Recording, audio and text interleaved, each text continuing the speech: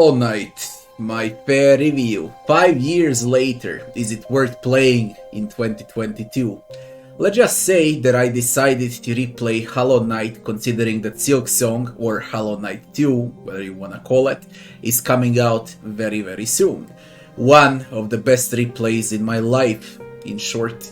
It felt exactly the same like my first run 5 years ago, if not even better, but this time I went for 112% completion rate.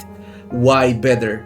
Cause I understood the lore of Hollow Nest and the story way much better this time, and everything made so much more sense from start to finish. All items in the game were placed there for a reason. Every dead or alive NPC, hell, even the background itself plays important role in this gorgeous world of insects, and it felt amazing. Recognizing and connecting all of the things that I just couldn't do on my first blind run. The only game that has such a rich and complex lore is probably Dark Souls 1, but let's be honest, even Dark Souls 1 is a mess in some cases, while Hollow Knight is a pure perfection as far as immersion goes. Protectors of Hollow Nest, aka Mantis Lords, the birthplace of Hollow Knight, and yours too.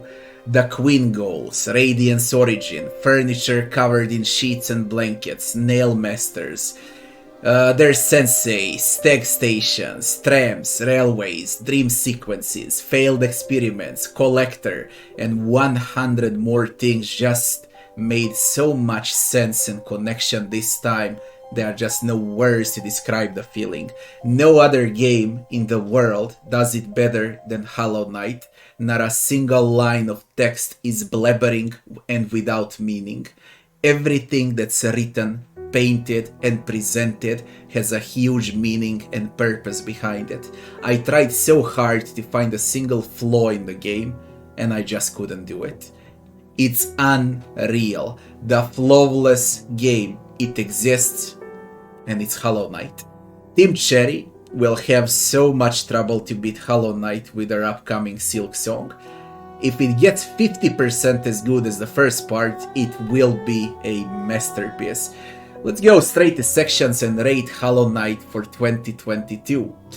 First section is the story. Do I really need to say anything here? It's one of the best stories in video gaming history and the best presented and implemented story ever created in a video game.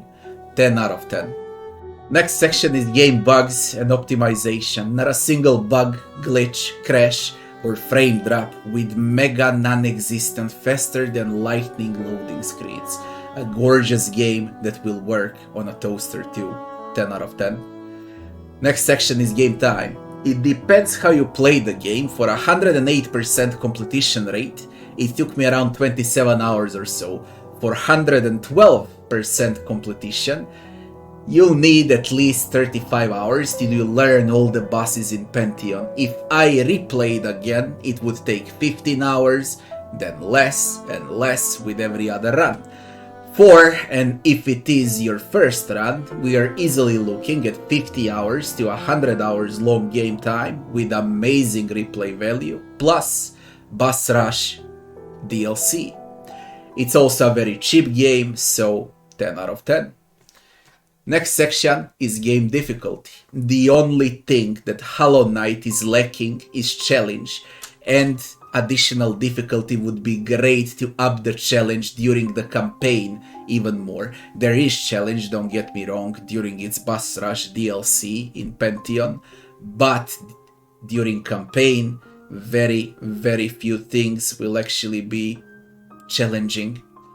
I played Aeterna Noctis, for example, before Hollow Knight, and it felt like I transferred from an airplane to a bike. First boss, for example, in Hollow Knight is a joke compared to the first boss in Aeterna Noctis, and so on. Platforming and combat are just 10 times easier, and that's a fact. But then again, Aeterna Noctis was just brutality incarnate, while Hollow Knight is only a hard, difficult game. 8 out of 10 for game difficulty. Next section is maps and graphics. Small and rich interconnected world that will offer amazing world map with a lot of different areas and a mini-map for easier navigation during your gameplay. It saves you a lot of time with one button instead of watching the map from the menu, in other words. Graphics are nothing short than gorgeous, and this game will literally feel and look the same in 2000 years from now. It will still look amazing. Simple as that. Art style is out of this world in Hollow Knight. UI is simple, it's user-friendly, everything is crystal clear, and I can't find a single flaw in Hollow Knight's design. 10 out of 10 for maps and graphics. Next section is gameplay. Hollow Knight is basically the definition of metroidvania, a golden standard. So, what do you do in Hollow Knight? You dash, jump, double jump, backtrack, kill enemies, kill bosses, discover its mega rich lore, discover shortcuts, brawl, and platform. How does it feel? Controls are responsive, movement is smooth, combat is fast-paced, platforming is user-friendly. That's it in short.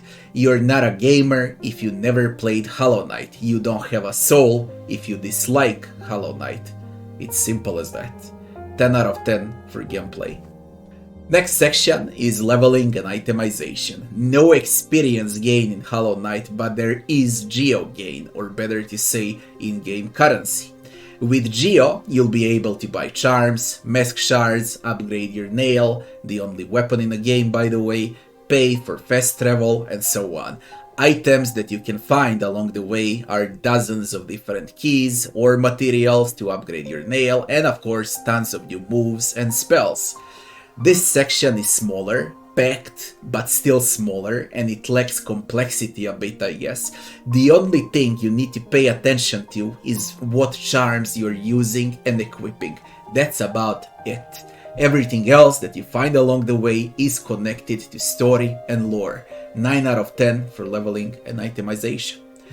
Next section is NPCs and enemies. Amazing and one of the most memorable NPCs in gaming history.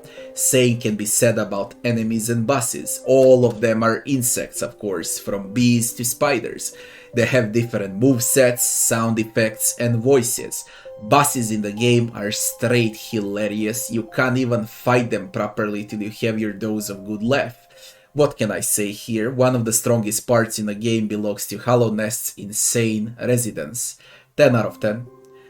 Last section is music and sound. Nothing short of amazing. Music is mesmerizing and there are God knows how many different tracks in the game. Hollow Knight has probably the best sound effects I heard in my life, if we exclude Diablo 1 and Doom 1.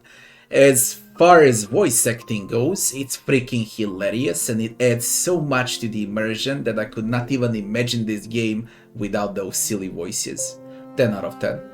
Conclusion, final verdict, 88 points in 9 sections, and that would be 9.7 out of 10 for Hollow Knight in 2022. Close to perfection, the only thing it lacks is one insane difficulty option during campaign, and it's 10 out of 10 in my eyes. But let's be real, if there is a perfection in gaming, then its name is Hollow Knight. It's for sure in my top 10 games of all time, one of the best games I played in my life, and for a very good reason too. I'll thank you all for watching, and I'll be seeing you on the next one.